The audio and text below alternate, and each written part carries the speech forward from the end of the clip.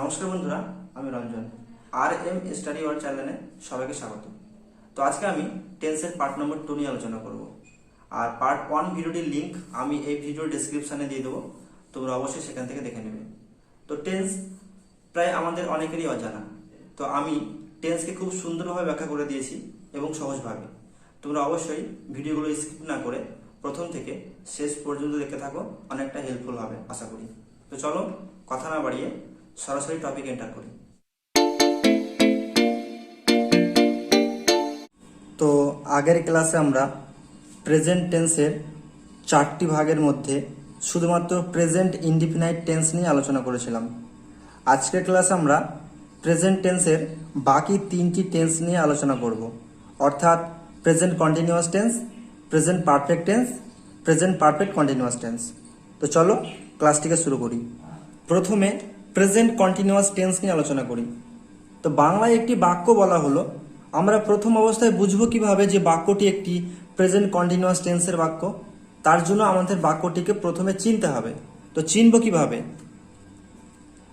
বাক্যের মধ্যে যে ভার্বটি থাকবে তার সাথে ইচ্ছো অর্থাৎ করছো এরকম, ইচ্ছে অর্থাৎ করছে এরকম, ইচ্ছে এবং করছি এই শব্দগুলি যুক্ত থাকবে। অর্থাৎ কোনো কাজ বর্তমানকালে চলছে কিন্তু শেষ হয়নি এরূপ বোঝাবে। তখনই বুঝতে হবে যে সেই বাক্যটি একটি প্রেজেন্ট কন্টিনিউয়াস টেন্সের বাক্য। তো আমাদেরকে প্রথমে এভাবেই চিনতে হবে। তো এবার আমরা গঠন করব কিভাবে?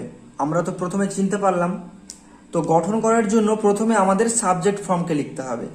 তারপর অ্যাম, ইজ, আর এর মধ্যে যে কোনো একটি সাবজেক্টকে দেখে বসাতে হবে। তারপরে ভার্বকে ইনপুট করতে হবে এবং শেষে আইএনজি যুক্ত করতে হবে ভার্বের সাথে। তারপর যদি কোনো অবজেক্ট ফর্ম থেকে থাকে তখন সেই অবজেক্ট ফর্মটিকে শেষে লিখতে হবে। তো আমাদের এভাবে গঠনটি করতে হবে। তো চলো আমরা এক্সাম্পল নিলে সবচেয়ে ভালো বুঝতে পারবো। তো এক্সাম্পল নাম্বার এতে দেখো কি বলা হয়েছে, রমা একটি গল্প বলছে। তো এটি তো একটি বাক্য। তো আমরা বুঝবো কিভাবে এই বাক্যটি একটি প্রেজেন্ট কন্টিনিউয়াস টেন্সের বাক্য? হ্যাঁ, আমরা বুঝতে পারবো। প্রথমে আমাদের এই বাক্যটির মধ্যে থেকে ভার্বকে খুঁজে বের করতে হবে এবং সেটি দেখেই আমরা বুঝতে পারবো। তো এখানে বলছে, দেখো ইচ্ছে, অর্থাৎ এই শব্দটির সাথে কিন্তু আমাদের মিল করছে, যেটি কিন্তু প্রেজেন্ট কন্টিনিউয়াস টেন্সে ব্যবহার করা হয়। অর্থাৎ প্রেজেন্ট কন্টিনিউয়াস টেন্সে বলা হয়েছে বাক্যের মধ্যে যে ভার্বটি থাকবে তার সাথে ইচ্ছো, ইচ্ছে, ইচ্ছে এসব শব্দগুলি যুক্ত থাকবে। তো আমরা সরাসরি এটা দেখেই বুঝতে পারছি যেহেতু এই ভার্বটির সাথে ইচ্ছে রয়েছে তাই এটি একটি প্রেজেন্ট কন্টিনিউয়াস টেন্সের ভার্ব। তো আমরা ভার্বকে খুঁজে বের করতে পেরেছি এবং এটাও বুঝতে পেরেছি সাথে সাথে যে এটি একটি প্রেজেন্ট কন্টিনিউয়াস টেন্সের ভার্ব। তাহলে এবার আমরা এই টেন্সের গঠনে অ্যাপ্লাই করব। তো এই টেন্সের গঠন অনুযায়ী প্রথমে আমাদের সাবজেক্ট ফর্মকে লিখতে হয়। তো প্রথমে আমরা সাবজেক্ট ফর্মকে লিখে ফেলব। তো এই ভার্বকেই আমরা কে বা কারা দিয়ে প্রশ্ন করব। তো কে একটি গল্প বলছে? রমা একটি গল্প বলছে। তাহলে এখানে রমা আমাদের সাবজেক্ট। তাহলে সাবজেক্ট ফর্মকে লিখে ফেলব। লিখে ফেলেছি। এবার আমি বলেছিলাম সাবজেক্টকে দেখেই কিন্তু অ্যাম, ইজ, আর এগুলোর মধ্যে থেকে যে কোনো একটি বসাতে হবে। তো এখানে সাবজেক্ট ফর্ম হচ্ছে রমা। তাহলে এরপরে কোনটা বসবে? অ্যাম, ইজ, আর এগুলোর কোনটা বসবে? অবভিয়াসলি ইজ ফর্মকে বসাতে হবে। কেন? রমা একজন ব্যক্তি, তাই আমরা এই সাবজেক্টটির পরে ইজ এই অক্সিলারি ভার্বকে ইনপুট করব। আর প্লুরাল হলে আমরা আর কে ইউজ করব। সিঙ্গুলার হলে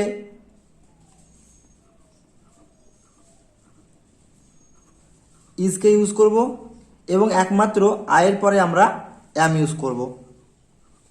তো বুঝতে পারছি। তো যেহেতু রমা একজন ব্যক্তি অর্থাৎ সিঙ্গুলার ফর্ম, তাই আমরা ইজ এই ভার্বটিকে কিন্তু ব্যবহার করব। তো সেটাকে লিখে ফেলেছি। এবার আমরা ভার্বকে খুঁজে বের করব এবং তার সাথে আইএনজি যুক্ত করব, কারণ এরপরে ভার্বের সাথে আইএনজি যুক্ত করতে হবে বলা হয়েছে। তো ভার্ব কি এখানে বলছে, তাহলে এই শব্দটি আমাদের ভার্ব। তাহলে এই শব্দটির ইংরেজি ফর্ম হচ্ছে টেল। তো টেলকে লিখে ফেলবো আমরা।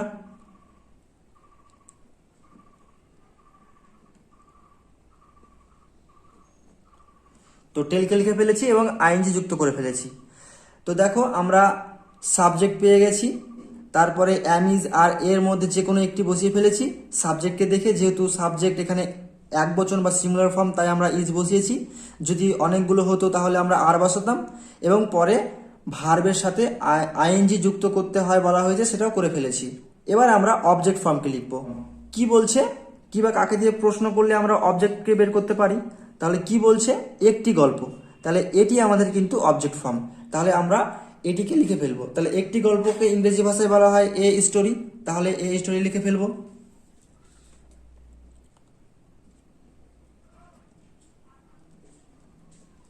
তাহলে আমরা এই স্টোরি লিখে ফেলেছি, অর্থাৎ বাক্যটি কিন্তু এবার সম্পূর্ণ হয়ে গেছে। তোমাদের জন্য বি হোমওয়ার্ক থাকছে, তোমরা কতটা বুঝতে পারলে অবশ্যই এটির অ্যান্সার আমাকে কমেন্ট বক্সে পোস্ট করবে। তো চলো এবার আমরা পরের টেন্সটিকে দেখে নিই। তো এবার আমরা প্রেজেন্ট পারফেক্ট টেন্স সম্পর্কে জানবো। তো একই রকমভাবে একটি বাক্য বলা হয়েছে, তো সেটা বুঝবো কিভাবে যে এই বাক্যটি একটি প্রেজেন্ট পারফেক্ট টেন্সের বাক্য। তো সেই জন্য আমাদের প্রথমে বাক্যটিকে চিনতে হবে। তো চিনব কিভাবে, বাক্যের মধ্যে যে ভার্বটি থাকবে তার সাথে ইয়াছো, ইয়াছি, ইয়াছে এরকম যুক্ত থাকবে। অর্থাৎ কোনো কাজ এইমাত্র শেষ হয়েছে কিন্তু এটার ফল এখনও বর্তমানে আছে, এইরূপ বোঝানো হবে। তখনই বুঝতে হবে যে এটি একটি, অর্থাৎ এই বাক্যটি একটি, বা যে বাক্যটি বলা হবে সেই বাক্যটি একটি প্রেজেন্ট পারফেক্ট টেন্সের বাক্য। তো এবার আমরা গঠন করব। তো গঠন করব কিভাবে, প্রথমে সাবজেক্ট ফর্মকে লিখতে হবে, তারপরে সাবজেক্টকে দেখে হ্যাভ হ্যাজ এর মধ্যে থেকে কোনো একটি বসাতে হবে সাবজেক্ট অনুযায়ী, তারপর V3কে ইনপুট করতে হবে, অর্থাৎ ভার্বের পাস্ট পার্টিসিপেল ফর্ম। তারপর যদি কোনো অবজেক্ট থেকে থাকে তো সেই অবজেক্ট ফর্মকে আমাদের লিখতে হবে। তো এভাবেই কিন্তু আমাদের চিনতে হবে এবং গঠন করতে হবে।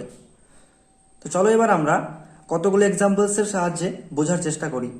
তো এক্সাম্পল নাম্বার এতে দেখো কি বলা হয়েছে, সিমন বাজারে গিয়েছে। তো দেখো এই বাক্যটির মধ্যে থেকে প্রথমেই আমাদের ভার্বকে খুঁজে বের করতে হবে। তো গিয়েছে এই শব্দটি কিন্তু আমাদের ভার্ব, তাহলে তার সাথে সাথে এটাও বুঝতে পারছি ইয়েছে, অর্থাৎ আমি বলেছি প্রেজেন্ট পারফেক্ট টেন্সে ইয়াছো, ইয়াছি, ইয়াছে, অর্থাৎ এখানে কিন্তু ইয়াছে এই শব্দটির সাথে কিন্তু মিল করছে, তাই আমরা সরাসরি বুঝতে পারছি যে এই বাক্যটি একটি প্রেজেন্ট পারফেক্ট টেন্সের বাক্য। তো সরাসরি আমরা সেই টেন্সে অ্যাপ্লাই করে দেব। তো এই টেন্সে অ্যাপ্লাই করতে হলে প্রথমে আমাদের সাবজেক্ট ফর্মকে লিখতে হয়, তাহলে সাবজেক্ট ফর্মকে লিখে ফেলবো। তো কে গিয়েছে প্রশ্ন করলাম, তো উত্তর আসলো সিমন, তাহলে সিমন আমাদের সাবজেক্ট। তাহলে এখানে সাবজেক্ট ফর্মকে লিখে ফেলবো, লিখে ফেলেছি। এবার আমরা সাবজেক্ট ফর্মকে দেখে হ্যাভ হ্যাজ এর মধ্যে কোনো একটি বসাবো। তো এখানে অবভিয়াসলি হ্যাজকে ইনপুট করতে হবে,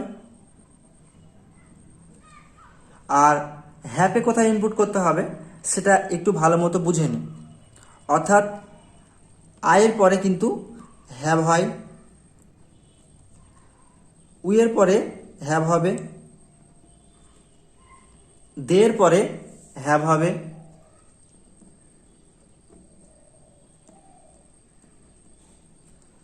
ইউয়ের পরে হ্যাভ হবে, আর প্লুরালের পরে কিন্তু হ্যাভ হবে।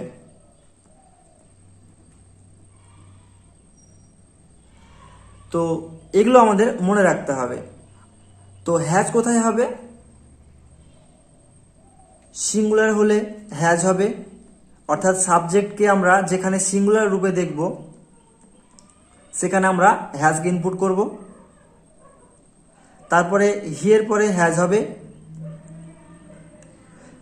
ইটের পরে হ্যাজ হবে, কোনো নাম অর্থাৎ রাম, শ্যাম, যদু, মধু এরকম কোনো নাম বোঝালে তারপরে আমরা হ্যাজ বসাবো।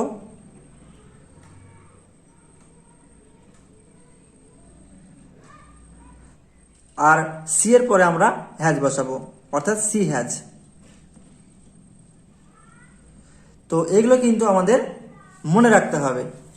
তো কোথায় হ্যাজ বসে কোথায় হ্যাভ বসে আমরা বুঝতে পারলাম। তো এখানে সিমন রয়েছে, তাই অবভিয়াসলি আমাদের হ্যাজকে ইনপুট করতে হবে, করে ফেলেছি। এবার আমরা V3 কে ইনপুট করব। V3 মানে ভার্বের 3 নম্বর ফর্ম, অর্থাৎ পাস্ট পার্টিসিপেল ফর্মকে কিন্তু আমাদের ইনপুট করতে হবে। তো যাওয়া, গো মানে হচ্ছে যাওয়া, তো এর 3 নম্বর ফর্ম হচ্ছে গন, অর্থাৎ ফর্মটি এভাবে তৈরি হয়। আমি তো বলেছিলাম ভার্বের 3টি ফর্ম হয়, অর্থাৎ প্রথম ফর্মটিকে বলা হয় প্রেজেন্ট, তারপর ফর্মটিকে বলা হয় পাস্ট, তারপরটাকে বলা হয় পাস্ট পার্টিসিপেল। তো এরকম ভাবে ভার্বের 3টি ফর্ম হয়। তো প্রথমে ফর্মটা কিভাবে তৈরি হচ্ছে গোয়ের দেখো, প্রথমে প্রেজেন্টটা হয় গো, তারপরটা হয় ওয়েন্ট, তারপরটা হয় গন। তো তোমাদের কিন্তু এগুলো মুখস্থ করে মনে রাখতে হবে। দেখবে তোমরা এই ভার্বের ফর্মগুলো যে কোনো গ্রামার বইয়ে, অর্থাৎ ইংলিশ গ্রামার বইয়ে পেয়ে যাবে। তো তোমরা অবশ্যই সেখান থেকে এই ভার্বের ফর্মগুলিকে একটু মুখস্থ করে ফেলবে। তো চলো এবার আমরা V3 অর্থাৎ পাস্ট পার্টিসিপেল ফর্মকে ইনপুট করে ফেলি। তাহলে এখানে গন এই ফর্মটিকে ইনপুট করব।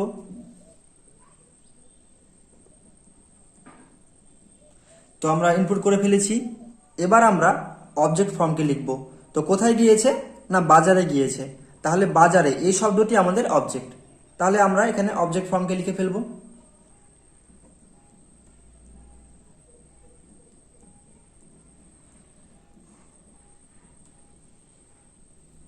তো আমরা এখানে অবজেক্ট ফর্মকে লিখে ফেলেছি, অর্থাৎ বাক্যটি কিন্তু সম্পূর্ণ হয়ে গেছে।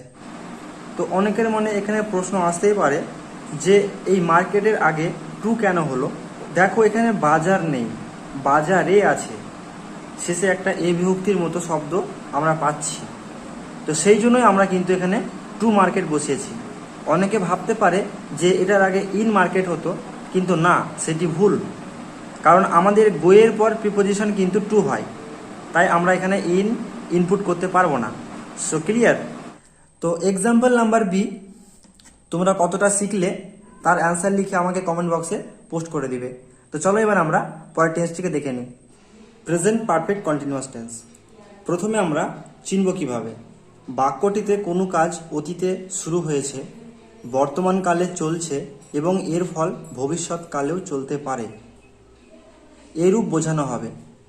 তখন বুঝতে হবে যে সেই বাক্যটি, অর্থাৎ যে বাক্যটিকে বলা হয়েছে সেই বাক্যটি একটি প্রেজেন্ট পারফেক্ট কন্টিনিউয়াস টেন্সের বাক্য। তো এই টেন্সটিকে গঠন করব কিভাবে। প্রথমে সাবজেক্ট ফর্মকে লিখতে হবে, তারপর সাবজেক্টকে দেখেই হ্যাভ হ্যাজ এর মধ্যে কোনো একটি বসাতে হবে, তারপর একটি বিন ইউজ করতে হবে, তারপর ভার্বের সাথে আইএনজি যুক্ত করতে হবে এবং শেষে অবজেক্টকে লিখতে হবে। তো এভাবেই আমাদের গঠনটিকে করতে হবে। তো এক্সাম্পল দেখে নিই, তাহলে আরও ভালোভাবে ক্লিয়ার হয়ে যাবে। এক্সাম্পল নাম্বার এ দেখো কি বলা হয়েছে। রিমা 2 ঘন্টা ধরে একটি বই পড়ছে। তো রিমা 2 ঘন্টা ধরে একটি বই পড়ছে, বাক্যটা দেখেই বুঝতে পারছি যে রিমা বই পড়ার 2 ঘন্টা আগে অর্থাৎ অতীতে শুরু করেছে এবং সেটি সে এখনো পর্যন্ত করছে এবং সে ভবিষ্যতেও চালিয়ে যেতে পারে, এরকম বোঝানো হচ্ছে। তাই বুঝতেই পারছি যে এই বাক্যটি একটি প্রেজেন্ট পারফেক্ট কন্টিনিউয়াস টেন্সের বাক্য। বলেছিলাম কোনো কাজ অতীতে শুরু হয়েছে অর্থাৎ বর্তমানকালেও চলছে এবং সেটি ভবিষ্যতেও চলতে পারে, এরকম বোঝানো হবে। এরকম বোঝানো হলে সেটি প্রেজেন্ট পারফেক্ট কন্টিনিউয়াস টেন্সের বাক্য হয়, তাই এটি একটি প্রেজেন্ট পারফেক্ট কন্টিনিউয়াস টেন্সের বাক্য। এবার চলো আমরা এটিকে ইংলিশে ট্রান্সলেট করে ফেলি। তো বই পড়ছে, কে বই পড়ছে? রিমা বই পড়ছে, তাহলে এটি আমাদের সাবজেক্ট। তো সাবজেক্ট ফর্মকে লিখে ফেলবো।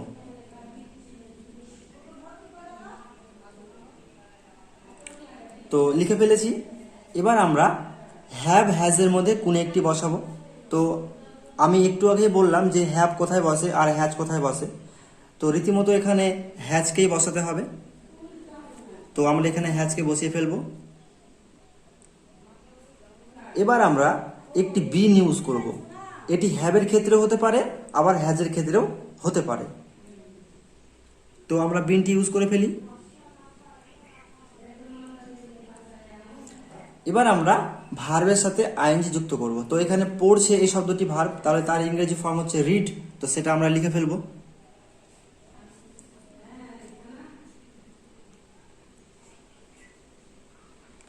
তো রিড লিখে ফেলেছি। এবার আমরা এর সাথে আইএনজি যুক্ত করব।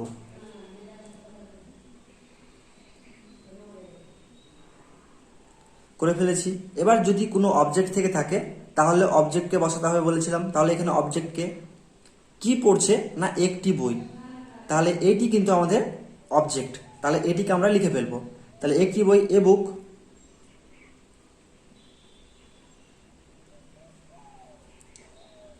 তো একটি বই এ বুক লিখে ফেলেছি। 2 ঘন্টা ধরে পড়ছে, অর্থাৎ এখানে কিন্তু ডিউরেশন অফ টাইমের কথা বলে দেওয়া হচ্ছে, এখানে কিন্তু এক্সাক্ট পয়েন্ট অফ টাইম বলে দেওয়া হচ্ছে না। তো তাই এই সময়টির আগে আমরা ফর এর ইউজ করব, ফর 2 আওয়ার্স।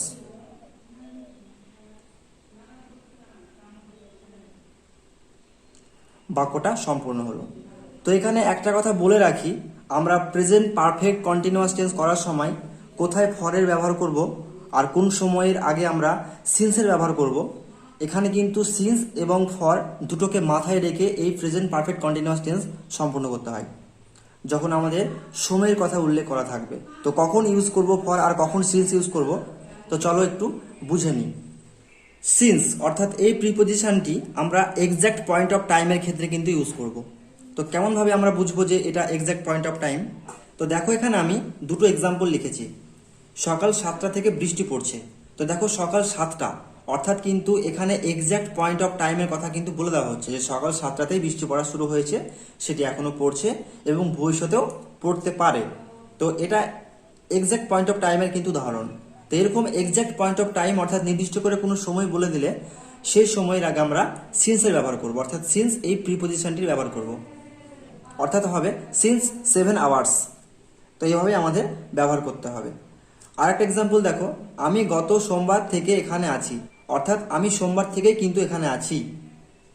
তো এরকম নির্দিষ্ট করে বলে দেওয়া হলে অর্থাৎ এক্স্যাক্ট পয়েন্ট অফ টাইম বোঝালে আমরা সিন্স এই প্রিপোজিশনটির ব্যবহার করব।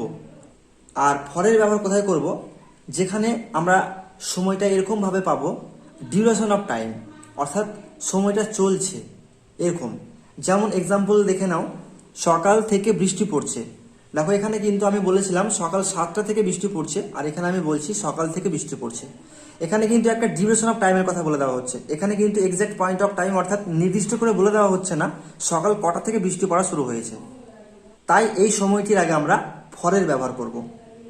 আরেকটি উদাহরণ দেখো, আমি 5 দিন থেকে এখানে আছি। আমি কিন্তু এখানে 5 দিন থেকে আছি, আমি কোন 5 দিন থেকে এখানে আছি আমি কিন্তু নির্দিষ্ট করে ডেটটা বলে দিচ্ছি না, তাই এখানে ডিউরেশন অফ টাইমের কথা বোঝানো হচ্ছে, সেই জন্য আমরা এই সময়টির আগে ফরের ব্যবহার করব। তো বোঝা গেছে, অর্থাৎ এক কথায় বলতে গেলে যেখানে এক্স্যাক্ট পয়েন্ট অফ টাইম অর্থাৎ নির্দিষ্ট করে কোনো সময়ের কথা বলে দেওয়া হবে সেখানে আমরা সিন্সের ব্যবহার করব। আর যেখানে ডিউরেশন অফ টাইমের কথা বলে দেওয়া হবে অর্থাৎ নির্দিষ্ট করে কোনো সময়ের কথা বলে দেওয়া হবে না, তার আগে আমরা অর্থাৎ সেই সময়ের আগে আমরা ফরের ব্যবহার করব। ঠিক আছে, তো চলো এক্সাম্পল এ সম্পূর্ণ বাক্য হয়ে গেছে। এক্সাম্পল নাম্বার বি তোমাদের জন্য হোম টাস্ক থাকছে, অর্থাৎ তোমরা অবশ্যই এটির অ্যান্সার আমাকে কমেন্ট বক্সে পোস্ট করবে, তোমরা কতটা শিখলে সেটা বুঝতে পারবো। তো চলো, তো ভিডিওটা এতটাই। যদি ভালো লেগে থাকে তবে অবশ্যই কি লাইক করবে আর বন্ধুদের মাঝে শেয়ার করবে, যাতে করে অন্যান্য বন্ধুরা হেল্পফুল হয়। তো ভালো থাকবে, সুস্থ থাকবে, আবার দেখা হবে নতুন একটি ভিডিওতে।